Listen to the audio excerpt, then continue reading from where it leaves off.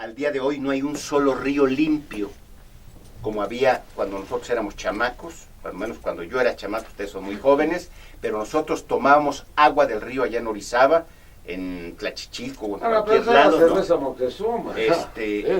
Había ríos limpios, y el día de hoy tú no puedes ir a ningún lugar salvo que vayas a donde nace el borbotón, el venero del agua, ya no puedes tomar agua limpia. Entonces, ese es el tamaño de la crisis. Segunda, antes el agua era gratuita, porque lo habíamos heredado de los españoles, que era una antiquísima ordenanza del siglo XVI, en donde las autoridades tenían que proveer gratuitamente de agua potable. Por eso en la entrada de los viejos pueblos españoles siempre hay bebederos de agua potabilísima, para los seres humanos y para las bestias, sin ánimo de ofender a nadie. Entonces nosotros ahora pagamos, en países capitalistas como Estados Unidos, uno va por todos los lugares y hay bebederos, y no nada más bebederos gratuitos, sino incluso de agua fría. Tú aprietas el botoncito y sale el chorrito de agua limpísima, fría y gratuita. Aquí en México no, somos un país pobre con agua cara, escasa y de mala calidad. Y ahorita vamos a escuchar a los... No, pero espérame tantito. En Estados Unidos tú puedes pedir botella con agua o puedes pedir agua natural. Vaso con agua, exacto. Y entonces salen con una jarra, te la sirven y es un agua perfecta, así limpia, es, pura. Así es. Y aquí no, a pesar... Ahora, qué bueno que nos acompaña hoy el maestro Becerra Pedrote, porque aquí tenemos un bache tremendo, que es la falta del reglamento de la Ley de Aguas Nacionales. Es una verdadera vergüenza que el atolondrado de Fox, que le ordenó el Congreso de la Unión expedir el reglamento de la Ley de Aguas Nacionales en 180 días, se haya pasado por el arco del triunfo la Constitución y las leyes que de ella emanen, y vamos a terminar ya el sexenio del jurista Calderón, y tampoco ha salido el reglamento de la Ley de Aguas Nacionales. Es decir, estamos en una situación sumamente compleja, y ojalá que esta nueva configuración política y administrativa y gubernamental nos permita tener un horizonte más optimista o más promisorio en materia de agua. A mí me da mucha pena comentar esto, pero antes del 1 de julio vinieron los candidatos a la presidencia de la República y hablaron de todo menos del agua. Vinieron los candidatos a la jefatura de gobierno del Distrito Federal, con excepción de Mancera, que tocó el tema del agua, pero con el que tenía que ver con Iztapalapa única y exclusivamente. Vinieron candidatos a diputados, vinieron candidatos a senadores, y yo ahorita me quedé pensando, ¿será interesante el agua? ¿Será importante el agua para nuestros políticos? Porque no estaba dentro de su tema o no estaba tampoco dentro de su agenda. También nos acompaña el día de hoy el licenciado Jesús Becerra, subdirector jurídico de la Comisión Nacional de Conagua. Jesús, mucho gusto, bienvenido y muchas gracias por estar con nosotros. Muchas gracias, Nino. Muy buenos días a todos. Me parece que es muy puntual lo que nos está diciendo Ramón en el tema del agua y lo que tú comentas. El tema del agua, desde el punto de vista cultural, es un asunto que apenas vamos iniciando, vamos arrancando. Hay una apreciación equivocada sobre que una institución como Conagua o una autoridad federal debería de resolver los grandes problemas del agua.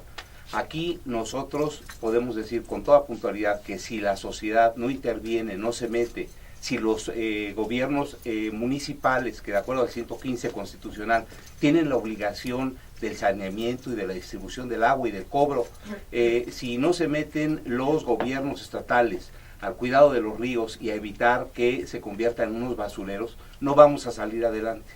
Ahora mismo nosotros tenemos una gran oportunidad porque el bono de jóvenes, de universitarios, de estudiantes, que están teniendo conocimiento de los grandes problemas del agua y que pueden incidir en las políticas públicas, en la legislación, en los temas de reglamentos, pero sobre todo en el actuar de la sociedad, eso nos permite pensar que podemos tener una potencia en este tema, que es el tema del agua.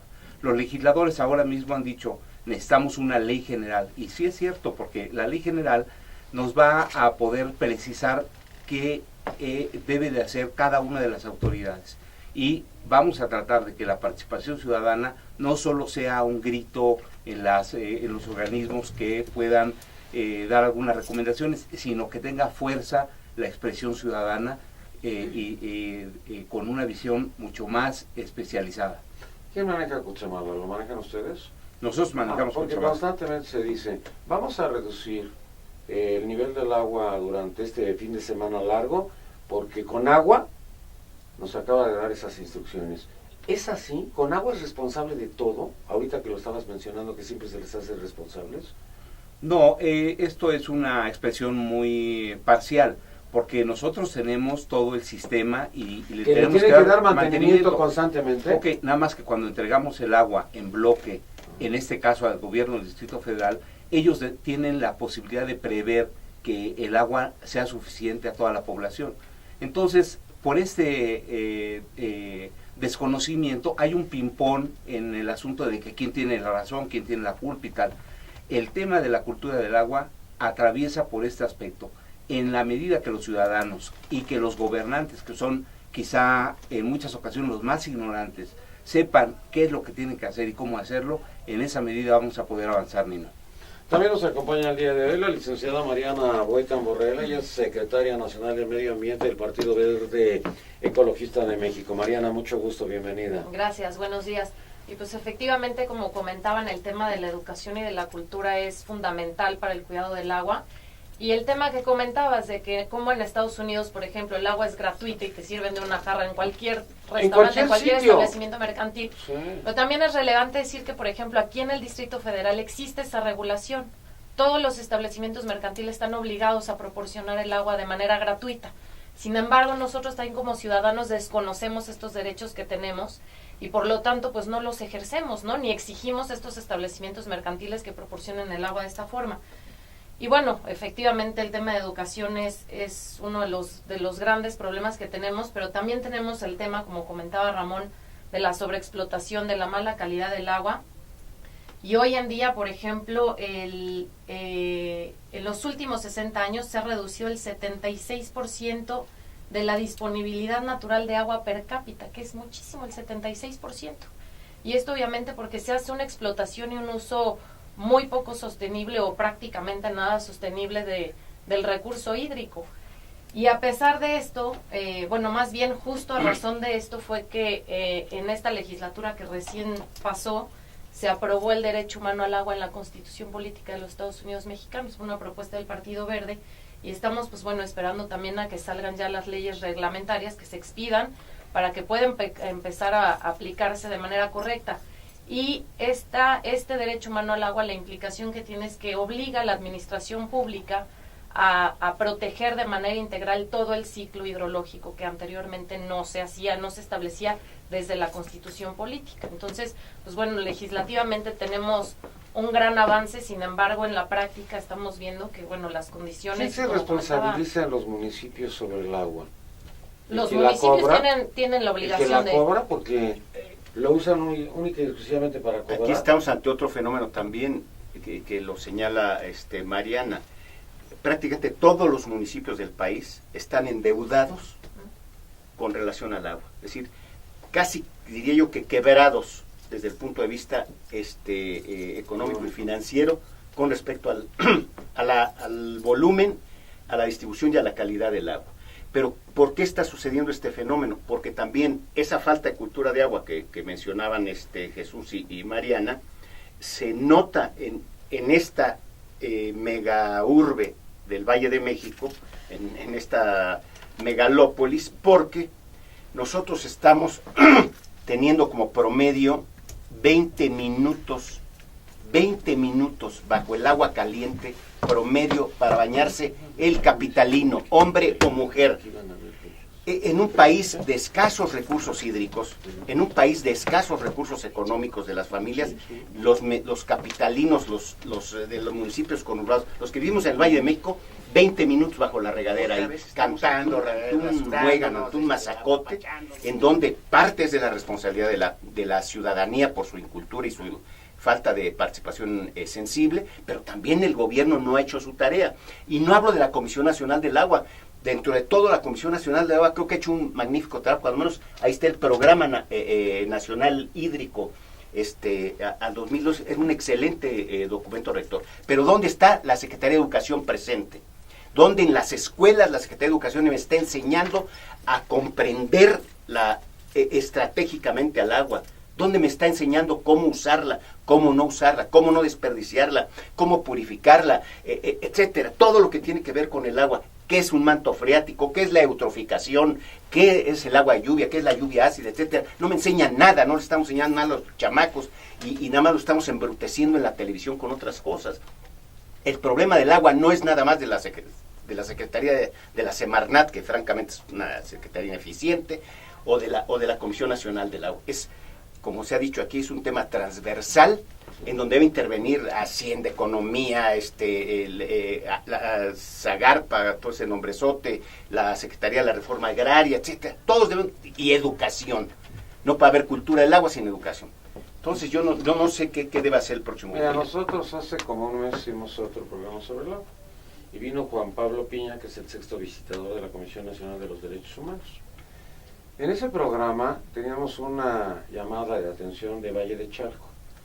No habían pagado la luz del municipio y entonces les suspenden el agua en 4 pozos y afectan a 150,000 familias, según lo que nos estaban dando como cifra. Después se dijo, no, son 150,000 personas y no son familias. Bueno, pero como no pagaban la luz, pues se quedaron sin agua una semana. Vino después el que ya estaban pagando la luz y que les iban otra vez a corregir todo esto en la Comisión Federal de Electricidad, pero que iban a tardar todavía otros 3 o 4 días. Yo me pregunto, ¿qué tantos organismos juegan un papel importante para distribuir el agua? Porque la Comisión Federal de Electricidad no tenía por qué afectar a tantas personas porque el municipio no le había pagado. Yo creo que había que verlo de otra forma o de otra manera. No estamos hablando de un instituto privado ni mucho menos. Bueno, pues tuvo que intervenir Juan Pablo Piña para que se pudiera arreglar este asunto. O sea, tenemos problemas de agua, tenemos problemas de electricidad, tenemos problemas de los pozos, tenemos problemas de la gente pobre. El Congreso ya lo has tocado. Pero en el caso de los ejecutivos, ¿qué papel juegan? Los municipios principalmente, ¿no? Oye, pero yo quiero aprovechar para hacer un par de señalamientos. No puedo quedarme callado ante una acusación de que la Comisión Nacional de los Derechos Humanos es un tribunal como del medioevo. No, pues no, francamente no. Lo que pasa es que a las autoridades muchas veces la Comisión Nacional de los Derechos Humanos les incomoda y está bien, porque pues esa es nuestra función, precisamente señalar lo que nosotros observamos que no está bien. Y es falso que no hay diálogo o que no hay oportunidad de ofrecer pruebas o que no hay una gran cantidad de audiencia. Se piden informes, hay jornadas de trabajo en las que funcionarios de muchas dependencias van a platicar con nosotros, se les permite el acceso al expediente, a que ofrezcan pruebas, etcétera. Entonces no quedan inauditos ustedes, autoridades responsables. Lo que sí pasa, y es un principio internacional de los derechos humanos, el principio pro homine o pro persona, en favor de la persona, que el legislador incluyó en el artículo 38 de nuestra ley, dispone que ante la ausencia de información de una autoridad, se presumen ciertos los hechos que nos hacen llegar los quejosos. Eso opera en muchas materias del derecho, ¿no? En algunas partes de afirmativa fita, negativa fita, etc. Cuando la autoridad no contesta o algo, pues se da por cierta o por negada su respuesta. En fin, entonces, pues no somos un tribunal del medioevo, al contrario, somos una institución de buena fe, una institución que realiza un trabajo en favor de las personas, de manera muy desinteresada, y en los casos estos, no quisiera engancharme a hablar de 2 o 3 casos específicos, pero en el caso del río Santiago, donde el niño se cayó al agua o lo empujaron, nosotros recomendamos que la CONAGUA presentara una denuncia en la PGR y una denuncia en el órgano interno de control, precisamente para llevar a cabo una investigación en donde se conociera la verdad de los hechos, se pudiera hacer un buen estudio científico sobre las causas de la muerte, la contaminación, etcétera, pero no la aceptaron. Entonces, pues tal parece que no quisieron tampoco que hubiera una investigación por parte de la PGR. Oye, perdón, Juan Pablo, ¿sí? Es que ya estaba la investigación iniciada. Es decir, a la muerte del niño, de inmediato se inició la indagatoria. Y estaba en curso, en proceso, todavía ni siquiera concluyen. Pues lo la vean, PGR. y entonces acepten. Pero ¿cómo vamos a aceptar? Pues que ya, sí, oye, sí la acepto, y fíjate que da la casualidad que ya está la averiguación previa, o ya está la denuncia. Entonces, sí, claro que la acepto. Oye, pero ustedes conocían este hecho. Pero nosotros estamos pidiendo que ustedes iniciaran una investigación en el órgano interno de control, por ejemplo. Sí, claro que sí. Pues entonces, Claro sí, que sí. resulta más fácil decir, oye, todas tan esas... la puedo aceptar, que, o sea, ya cumplí que la puedo aceptar. Sí. Yo creo que es un tema de buena fe. Oye, pero Juan Pablo, a ver, nada más dime una cosa. ¿No te parece que sí debería de haber una autoridad que dijera finalmente, oye, la Comisión Nacional de Derechos Humanos sí tenía razón? Y entonces sométete a esto. Pues es que entonces es el cuento de nunca acabar. Es el cuento de nunca acabar. No estamos pidiendo nosotros algo que la Conagua no pudiera cumplir. Y tú me lo estás confirmando. Si ya había una averiguación, si ya había una queja en el órgano interno de control, pues era simplemente cuestión de decir, oye, la acepto y ¿qué crees? Ya cumplí. Ya cumplí. Y en el caso del plan hídrico de Tabasco o en el caso de las inundaciones, me preguntan que con qué dinero. No recomendamos indemnizar. Aquí tengo la recomendación. Recomendamos terminar las obras. Por ejemplo, esta obra del Macayo tenía que concluir en 2010 y no ha terminado. En 2012. No, el plan hídrico... Ahí mismo dice la recomendación, no has concluido la obra del 2012. No, de pues 2010. No, es de 2010. El plan hídrico de Tabasco, en el plan de acciones urgentes, preveía que la obra del Macayo tenía que concluir en 2010. Y nosotros recomendamos, pues concluyan. ¿Con qué dinero? Pues con los 9.300 millones de pesos que les dieron para el plan hídrico integral de Tabasco. En fin, no quisiera yo engancharme en esos casos específicos, no tiene caso. Agradezco mucho que estés aquí, la verdad. Eso demuestra que hay una disposición de platicar con nosotros.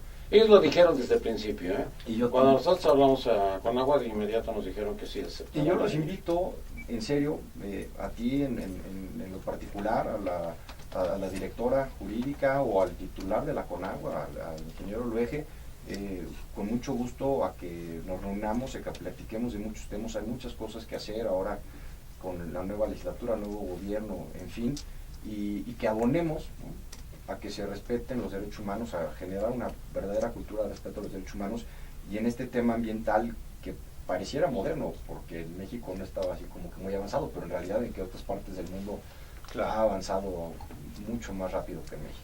Sí.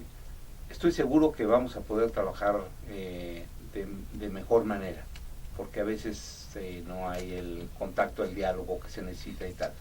Entonces sí me parece muy bien. Y hacer llegar al doctor Plasencia y a los legisladores algunas apreciaciones donde nosotros consideramos que pudiera mejorarse la institución.